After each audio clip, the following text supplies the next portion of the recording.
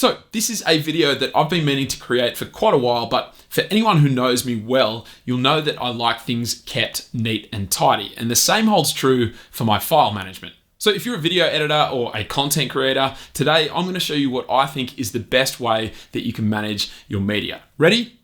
Let's go. Okay, so this is super simple. We've got a folder open on my SSD here with all of my current projects. Now, you'll notice at the top here, I have a folder called template. And if I click on that, you'll see that the folder structure I use lives here, but they're all empty. But I genuinely swear by this folder structure. So let me show you how it works. We've got 5 overarching folders here: audio, exports, footage, graphics, and projects. And they're all fairly self-explanatory, but let's take a deeper dive into each folder so you can see how I take things a stage further.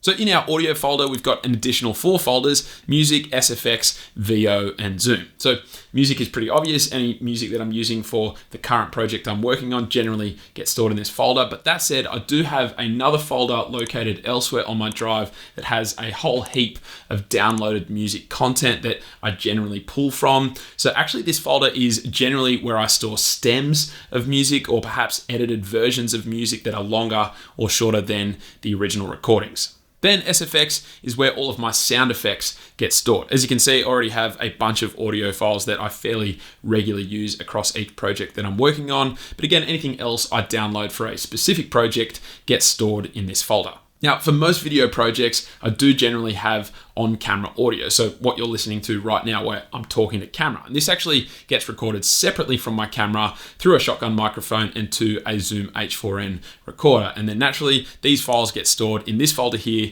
called Zoom. But then there are some projects where I only have voiceover recordings. And so these files get stored in the folder labeled VO. And then for some projects, I'll actually have a combination of both. And so having these folders separate and clearly labeled is really helpful for my workflow.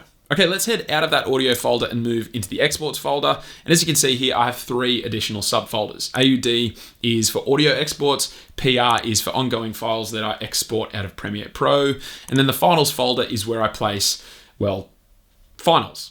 Then into the footage folder, and here I have 2 folders, A-roll and B-roll, and these are obviously fairly self-explanatory. Sometimes under the B-roll folder, I might create additional folders that help organize my footage even more so, but for the most part, it generally just stays as A-roll and B-roll. So then we have the graphics folder, and in this folder, we have 4 additional subfolders. AE renders, which is where I place all of the exported items that come from Adobe After Effects.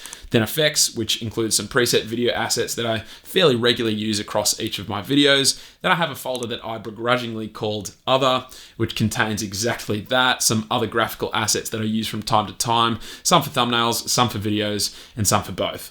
This folder is generally where I'll also store any media that's been downloaded from a phone, let's say for a camera review segment. And so anything like that will get stored into this folder as well. And then lastly, we have a folder here called TNs, which stands for thumbnails. So any photos that I've taken throughout the filming process that I think might be used for a thumbnail later on, they'll get stored into this folder, as well as the Photoshop files that I've created to actually make the end thumbnails. The completed thumbnail files are actually saved out as JPEGs and stored in that finals folder that I have in the exports folder.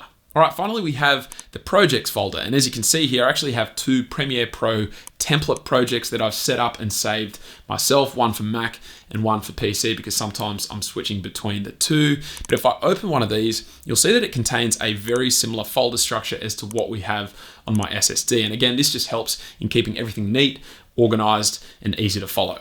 But any other video or audio project files that I create throughout the course of a project, including After Effects projects and Audition project files, they all get stored in here as well. And this also helps to keep all of those extra folders that the Adobe suite of applications like to create automatically, for render files and so forth, contained so that they're not messing everything up. And then at the end of a project, once I know everything is done and dusted, I delete everything except for the final exports, an isolated audio export, the thumbnail files, and the project files. This way, I don't have to manage tons and tons of storage, but I still have a contingency plan if I ever need to go back and use old content for a future video.